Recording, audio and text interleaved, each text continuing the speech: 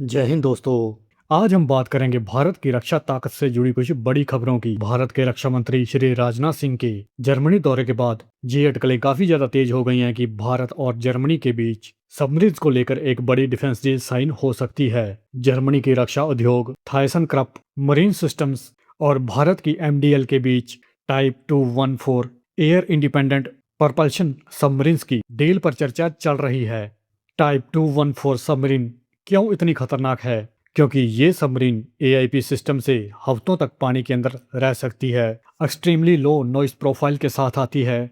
इसमें लगा है एडवांस्ड जर्मन सोनार टेक। ये सबमरीन 400 प्लस मीटर तक गोता लगा सकती है। इसके साथ ही साथ एंटी शिप और लैंड अटैक मिसाइल्स लॉन्च करने की क्षमता भी रखती है।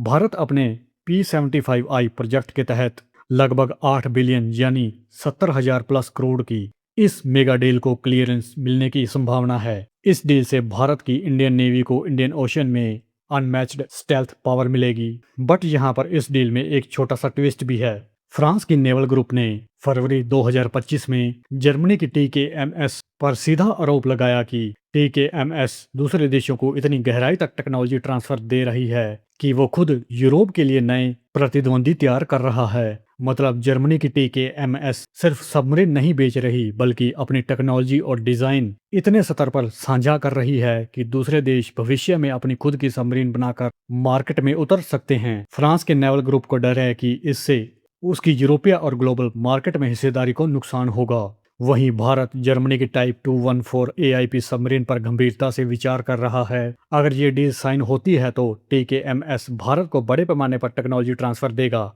और वहीं फ्रांस की नेवल ग्रुप को लगता है कि इससे भविष्य में भारत कॉम्पिटिटिव सबमरीन बिल्डर बन सकता है, जो यूरोपीय कंपनियों के लिए चुनौती होगी। TKMS ने साउथ कोरिया, सिंगापुर और टर्की जैसे देशों को मजबूत टेक्नोलॉजी ट्रांसफर दी है और अब ये देश खुद सबमरीन एक्सपोर्ट करना शुरू कर चुके हैं। वहीं फ्रांस और जर्मनी दोनों यूरोप के डिफेंस सेक्टर में लीडर बनना चाहते हैं। TKMS की खुले मॉडल वाले रणनीति से नेवल ग्रुप दबाव में है। इसके विपरीत जर्मनी की TKMS का जवाब है tech transfer global defence partnership का हिस्सा है। साझेदार देशों की जरूरतें पूरी करना जरूरी है। इंडो पैसिफिक में विश्वसनीय पार्टनर बनाना हमारी रणनीति है। तो ये देखने वाली बात होगी कि भविष्य में TKMS भारत को किस प्रकार की टेक्नोलॉजी ट्रांसफर करता है या अन्य यूरोपीय देशों का दबाव साफ दिखाई देगा। अब बात आती है हमारे पड़ोसी देश चाइना की। चाइना तेजी से AI इनेबल्ड ऑटोनॉमस ड्रोन बना रहा है, जिन्हें एटलस सीरीज UAVs कहा जा रहा है। ये ड्रोन्स स्वार्म अटैक कैपेबिलिटी के साथ आते हैं, साथ ही autonomous target selection, high altitude surveillance, 1000 से 1500 किलोमीटर तक की ऑपरेशनल रेंज, स्टेल्थी कंपोजिट सामग्री जैसी सुविधाओं से लैस हैं।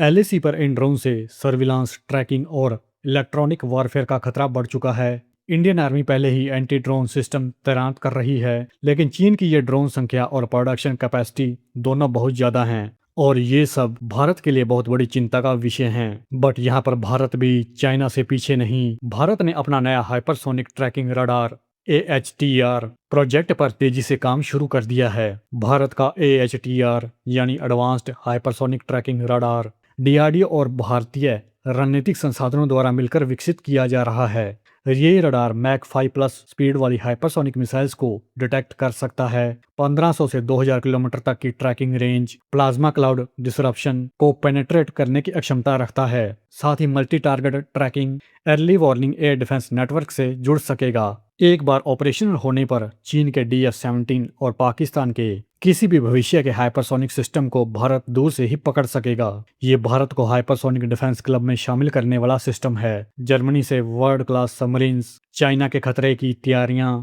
और भारत का इंडिजीनियस हाइपरसोनिक रडार भारत अपनी रक्षा रणनीति को नए युग में ले जा रहा है। आने वाले 10-15 साल में भारत एशिया का strongest multi domain defence power बनने की राह पर है। जय हिंद, जय भारत।